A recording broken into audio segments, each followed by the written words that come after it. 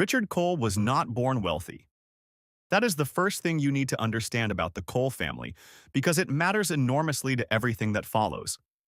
Richard grew up in a working-class neighborhood in Youngstown, Ohio, the son of a steelworker and a part-time bookkeeper. He was, by every account from people who knew him in those early years, ferociously intelligent and almost pathologically determined. He worked his way through a state university on a combination of academic scholarships and weekend jobs, graduated with a degree in mechanical engineering, and spent the first decade of his career quietly learning how manufacturing supply chains worked from the inside out.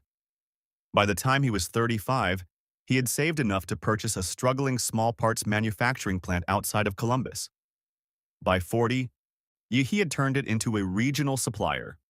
By 50, Cole Industries was a national operation with contracts across aerospace, automotive, and commercial real estate.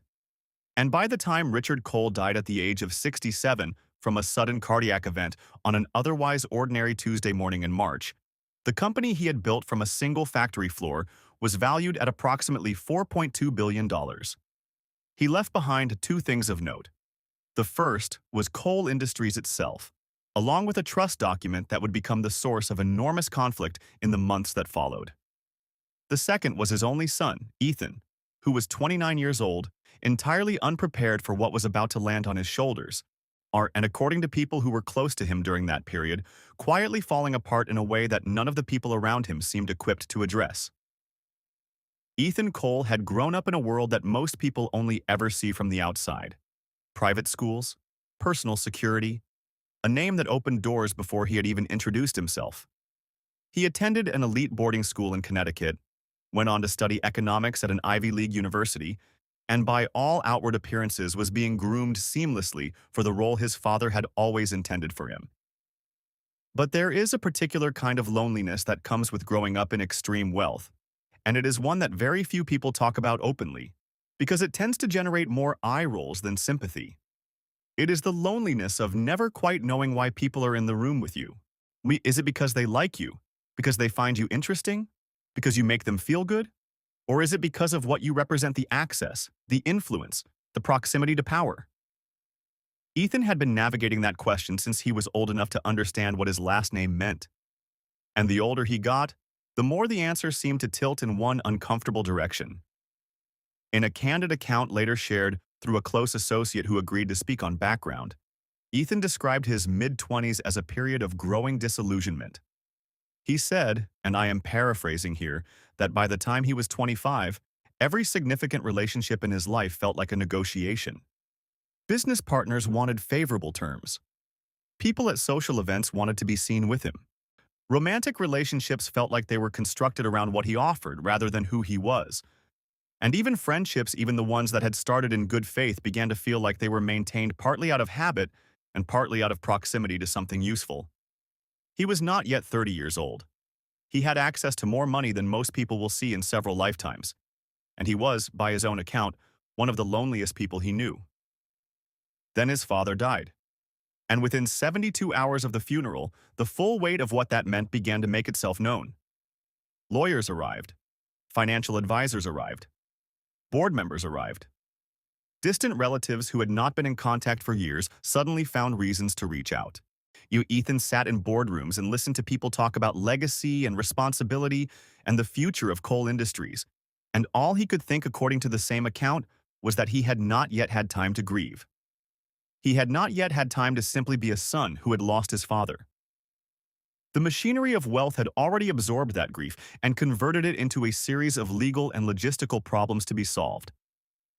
And then, approximately 3 months after the funeral, something happened that pushed him past whatever threshold he had been approaching.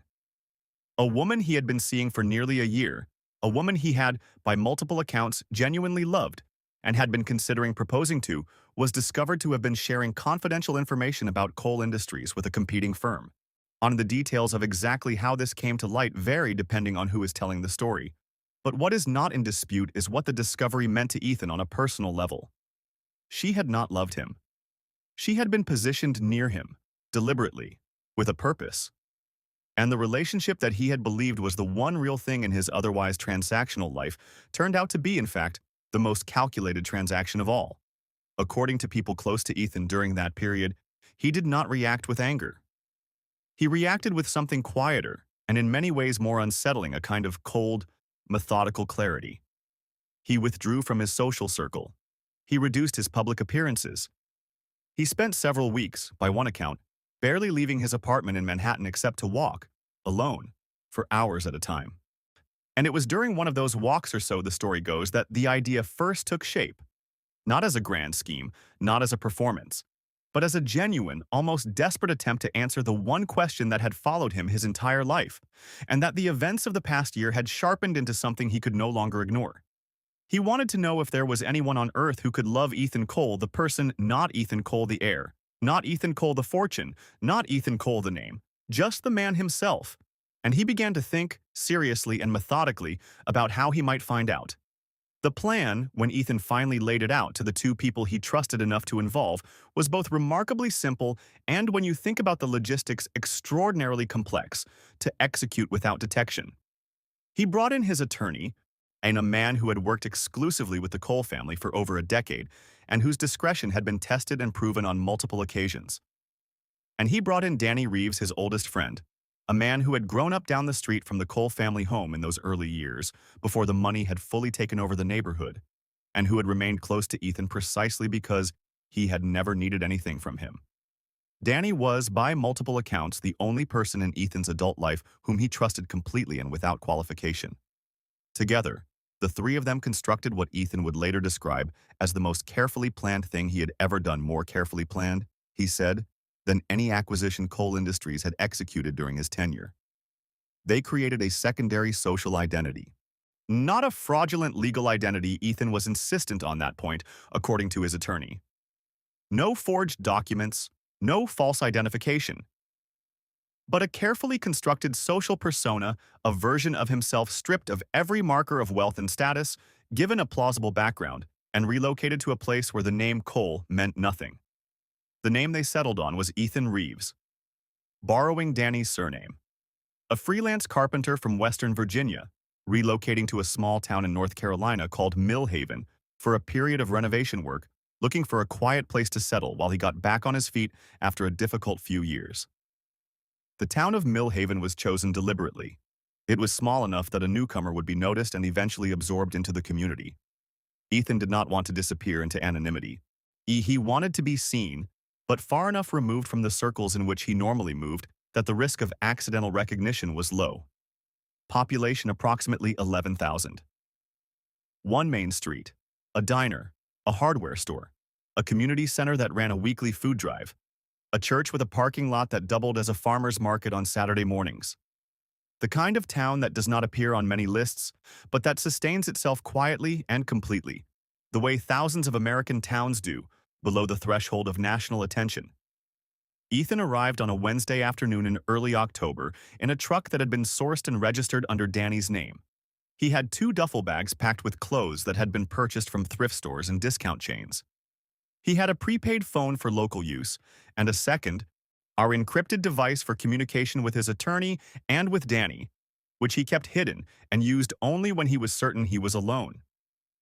He had a month's rent in cash, not an unusual amount for a man of modest means, and not so much as to raise questions. His landlady was a retired schoolteacher named Mrs. Patton, 63 years old, who had been renting out the upper room of her house for supplemental income for the better part of a decade. According to an account shared later, Mrs. Patton opened the door, looked Ethan up and down with the unhurried assessment of a woman who had seen a great many people come through that door, and without asking any questions beyond the basics, handed him a key and told him breakfast was served at 7 if he wanted it. Then, as he was turning to go, she said something that Ethan would later describe as one of the most unexpectedly clarifying things anyone had ever said to him. She told him that everybody who comes to Millhaven is running from something, and that the good ones figure out what they are running toward. He did not know what to say to that. He thanked her and went upstairs.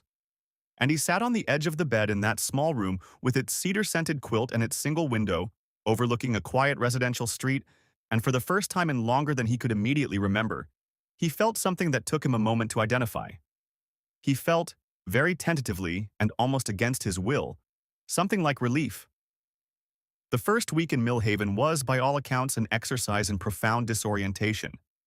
Not because anything went wrong, nothing went wrong, but because everything was so thoroughly, almost aggressively ordinary. Ethan went to the hardware store and bought supplies he did not particularly need to establish the carpenter cover story. He ate at the diner on Main Street and listened to the conversations happening around him about local football games, about a neighbor's health scare, about the price of heating oil, about a dispute at the town council meeting. He walked the neighborhood in the evenings and nodded at people on their porches, and they nodded back with the easy, undemanding friendliness of people who have no particular reason to want anything from a stranger. Nobody asked about his net worth. Nobody asked about his portfolio. And nobody asked where he had gone to school or what his father's company was worth or whether he was going to be at the Whitmore fundraiser in the Hamptons next month. They asked if he was settling in all right. They asked if he had tried the pie at Ruth's yet. Ruth was the cook at the diner, not the owner, but everyone called it Ruth's anyway. They asked if he needed directions to the grocery store. It was, in the most literal sense, the most normal social environment Ethan Cole had inhabited since childhood. And it was, in a way, he had not anticipated and was not entirely sure how to process, overwhelming. He met Grace Mercer 4 days after arriving. He had signed up to volunteer at the weekly food drive at the community center, partly because it fit his cover story of a man trying to quietly rebuild his life, and partly, honestly, because he did not know what else to do with a Saturday morning in a town where he knew no one and had no appointments to keep. Grace was not running the food drive in any official capacity, but she was, according to everyone who was there that morning and spoke about it later, the person around whom the entire operation seemed to organize itself without anyone explicitly deciding that was going to happen. She moved through the room with a kind of focused, unhurried competence. She knew where things went. She knew who needed direction and who needed to be left alone to work. And she had a way of correcting people's mistakes that managed to be firm without being unkind, which is a rarer skill than it sounds. Ethan arrived not knowing what he was doing and made the apparently egregious error of stacking canned goods in the wrong order. Grace appeared beside him, rearranged the cans in about 12 seconds, and told him there was a system. He said he had not known there was a system.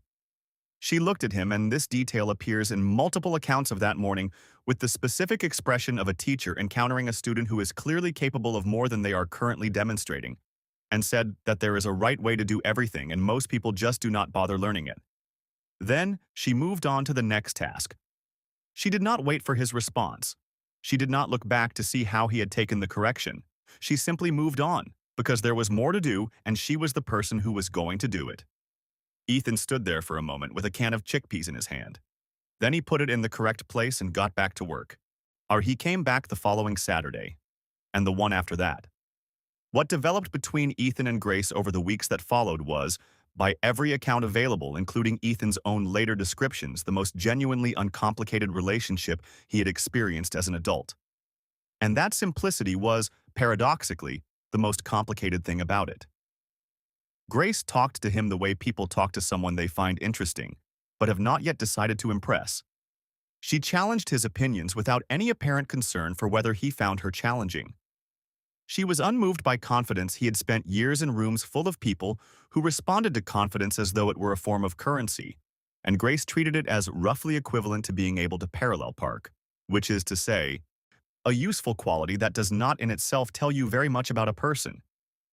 She was moved, as far as Ethan could observe, by honesty, by specificity, by people who said what they actually thought rather than what they calculated the room wanted to hear. She disagreed with him about politics. She disagreed with him about whether a particular film that he had liked was actually as good as he remembered.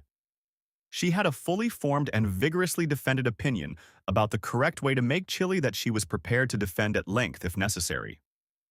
She was funny, not the performed kind of funny, not the kind designed to land and be noticed, but the quieter kind that surfaces naturally in people who pay close attention to the world and have a genuine relationship with its absurdities. And she was, as far as Ethan could tell after 30 years of learning to read the people around him, entirely without agenda. She was not managing him. She was not positioning herself. She was not calculating. She was just present. Which sounds like a small thing until you have spent a decade in a world where almost no one is. The first mistake came on a rainy Thursday evening in October, about 6 weeks into Ethan's time in Millhaven. He and Grace had driven to a town about 40 minutes away for dinner, a small step up from Millhaven's usual options. Nothing that would have registered as notable to anyone who had not spent time in certain kinds of circles. Midway through the meal, Ethan's second phone, the encrypted one, the one he kept in an interior jacket pocket and had trained himself not to reach for in public, vibrated. He felt it. He reached for it without thinking. Muscle memory. The kind that is built over years of being the person whose attention is always required somewhere. He answered. And the voice that came out of him when he answered was not the voice of a carpenter from Western Virginia named Ethan Reeves who was trying to get back on his feet. It was a different voice. Controlled. Precise. Authoritative in a way that has nothing to do with volume and everything to do with the assumption that what you say will be acted upon. He caught himself almost immediately and ended the call quickly. But the damage, as he would reflect later, was done in those few seconds. Not because Grace had heard the words. She had not. But she had heard the tone. And Grace Mercer, middle school art teacher, daughter of a military father, a woman who had spent years reading the gap between what 12-year-olds said and what they meant, was someone who listened not just to words, but to the register beneath them. On the drive home, she was quieter than usual. Not cold, not accusatory, just quieter. And Ethan sat in the driver's seat with the specific, nauseating feeling of a person who has very nearly been seen through, and found it more frightening than he had anticipated. Because part of him, he would later admit, was not entirely sure he wanted to stop it. Grace did not confront him that night. She did not, in the days that followed, push or probe or ask pointed questions. But she was, as she would describe it much later, paying attention. She noticed the way he sometimes reached, briefly, see for a phone that was not there, the reflex of a man accustomed to carrying a different device. She noticed that certain references crept into his conversation that did not quite line up with the biography he had given her, passing mentions of places or experiences that belonged to a different kind of life than the one he claimed. She noticed that he sometimes seemed almost surprised by the ordinariness of his own circumstances, as though he were a visitor to a life rather than an inhabitant of one. She mentioned it once, not to him but to her best friend Maya, during a quiet moment at her mother's flower shop. She said she could not put her finger on it exactly. That he was kind, that he was present, that he listened in a way most people did not, but that there was a room in him that felt locked. Maya, who had known Grace since they were 7 years old and had watched her navigate every important decision of her adult life, pointed out that most men have a locked room. Grace acknowledged this. But she said this felt different. She said it was not the kind of locked that came from damage or from habit. It was the kind that came from choice. Maya asked her what she was going to do about it.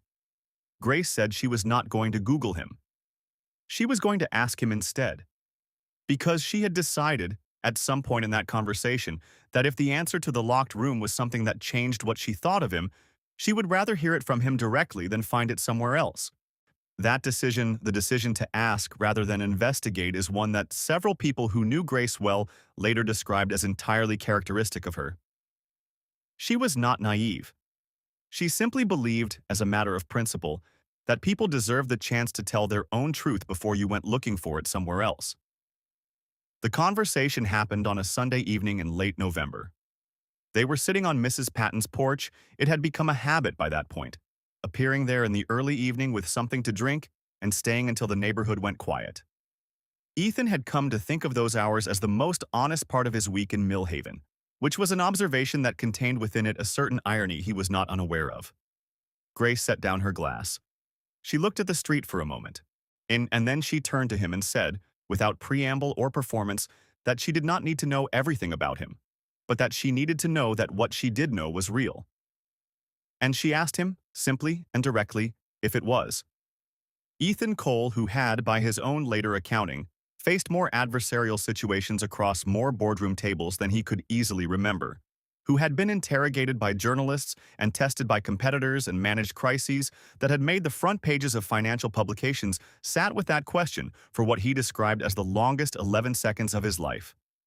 Every prepared response he had stored for exactly this kind of moment evaporated. Every pivot, Every deflection, in every carefully constructed non-answer, dissolved under the specific weight of being asked something genuine by someone who deserved a genuine response. What he said was this: "The feelings are real." Everything else, he said, he owed her a conversation about. Grace looked at him for a moment. She did not press. She did not ask the follow-up questions she was certainly already forming. She picked up her glass and they sat in silence for another 30 minutes, watching the neighborhood settle into darkness, listening to the sound of a town that had no particular interest in either of them and their complications. And Ethan understood, with a certainty that did not require analysis, that the disguise was coming to an end. He had not yet decided how. He had not yet decided when. But he knew it the way you know certain things, not through reasoning, but through the body, through the specific sensation of something inevitable that has stopped being deniable. What he did not know, what he could not have known on that porch on that quiet Sunday evening, was that someone else had already made that decision for him. Because while Ethan had been carefully controlling the terms of his disappearance from his old life had not simply been waiting for him to return. It had been moving.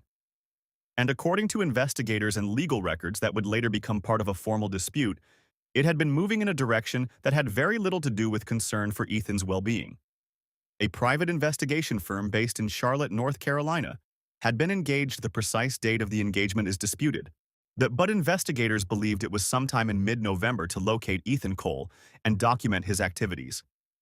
The firm was experienced and discreet, and it did not take them long. Millhaven is not a large town. A newcomer who had been attending community events for 6 weeks leaves a trail, even a modest one. Within what investigators believe was approximately 72 hours of beginning active surveillance, the firm had photographs. Photographs of Ethan. Photographs of Grace. Photographs of the two of them at the diner, on the porch, walking along the park trail that ran along the edge of town. Photographs that showed, to anyone looking at them with clear eyes, two people who had moved well past the stage of casual acquaintance and into something considerably more significant. Those photographs were being packaged, and they were about to be sent somewhere. Just not where you might expect. The envelope arrived at Millhaven Middle School on a Tuesday morning in early December, addressed to Grace Mercer by name, with no return address. Inside were 6 photographs and a single printed page. The photographs showed Ethan, the man she knew as Ethan Reeves, carpenter, volunteer, Sunday evening porch companion, stepping out of a building in Manhattan that Grace had never heard of, but that a subsequent search would identify as the corporate headquarters of Cole Industries. He was wearing a suit. He was being accompanied by security personnel. He was getting into a vehicle that, according to a later appraisal that Grace did not request, but that was included in documents that eventually became part of the legal record, it was worth in the region of $400,000. The printed page contained 3 sentences. The first said his name is Ethan Cole. The second said his net worth is approximately $3.1 billion. The third said everything else is a performance, and it asked her, in language that was polite in its surface construction and deeply hostile in its intent, to ask herself why. Grace read the page twice. She looked at the photographs for a long time. Then she put everything face down on her desk and sat there alone in her empty classroom for 40 minutes after her students had left for the day. She did not call anyone. She did not text anyone. She walked home. She made dinner. She sat at her kitchen table and she thought. What she was thinking, the precise content of those thoughts on that evening, is something that Grace has never described in full detail to anyone, including the people closest to her.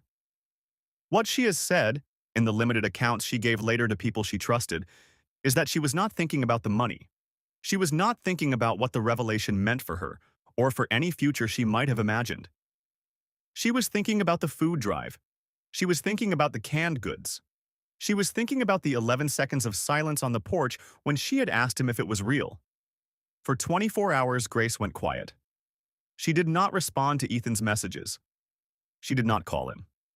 She did not reach out to Maya or to her parents or to anyone else in her life who might have offered the kind of swift, emotionally satisfying verdict that 24 hours of silence in a significant relationship tends to generate an appetite for. Ethan, on the other end of that silence, was constructing the worst possible versions of what it meant. He called Danny at 11 o'clock on a Tuesday night according to Danny's own account of that conversation. Ethan's voice was the voice of a man who had been working himself toward panic for several hours and was only barely managing to stay ahead of it. He told Danny he thought she knew. He thought someone had told her. He said he did not know what to do. Danny's response, according to his own account, was direct. He told Ethan to go and tell her himself. That night, if possible. Ethan said he did not know what to say. Danny told him to say the truth and pointed out, in a way that managed to be both affectionate and extremely blunt, that Ethan had been practicing that for 30 years, and perhaps it was time to actually try it. Ethan drove to Grace's house the following morning at 7 o'clock. She was already on the porch. She had a mug of coffee. She watched him walk up the path with an expression that told him nothing about what was coming. He sat down. And then, for the next 40 minutes, he talked. He told her everything. His real name. His father and the company and the inheritance and what the year following his father's death had actually been like. He told her about the woman who had been positioned near him and what her discovery had done to his ability to trust anyone or anything. He told her about Danny and about the attorney and about the plan and about Millhaven and about the name Ethan Reeves and about every piece of the construction he had put in place. He did not apologize in advance. He did not soften it. He laid it out plainly, the way a person lays something out when they have decided that clarity matters more than outcome. And at the end, he said that every feeling he had experienced in Millhaven, every single one of them, was real. That part had never been a performance. That he understood if she could not forgive it, but that he needed her to know it. Grace listened to all of it without interrupting. When he finished, there was a silence. And then she said two words that neither of them had expected. She said, "I know." He looked at her. She said she had received an envelope 3 days ago. She said she had been sitting with it, trying to figure out whether the man in those photographs was the same man who had spent 4 consecutive Saturdays learning the correct system for organizing canned goods at a church food drive. She said she thought he was. And she said, quietly and without drama, that she thought that was the problem. She was not ready to forgive him. She was not ready to walk away. And in that uncertain, fragile, unrehearsed space between those two positions, the real story, the one that had been underneath the disguise all along, finally began. The question of who had hired the private investigation firm and arranged for that envelope to reach Grace Mercer was not resolved quickly. But it was resolved. And not by law enforcement, no crime had technically been committed in sending photographs of a man in a public space to a private individual. And not by Ethan's attorneys, who looked into the matter but were constrained in their methods by the same legal parameters they operated within professionally.